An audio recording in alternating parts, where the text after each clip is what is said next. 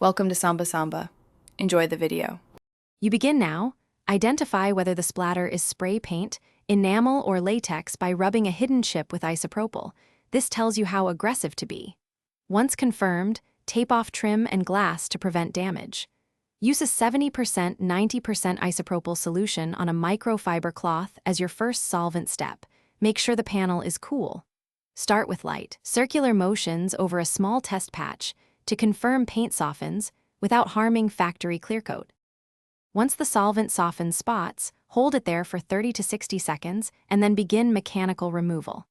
Make sure to lubricate generously, then use a clay bar with a dedicated lubricant to lift softened paint without abrading clearcoat.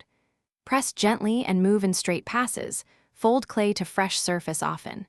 If small beads resist, switch to a plastic razor at a low angle, careful not to gouge. When flakes loosen, wipe residue with a clean microfiber and inspect for remaining haze.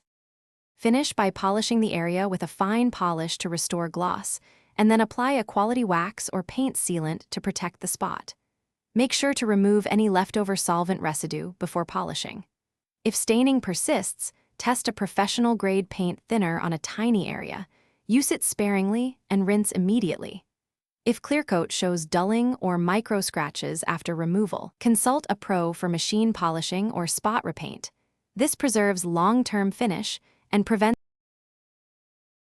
Thanks for watching. Consider subscribing if we helped you.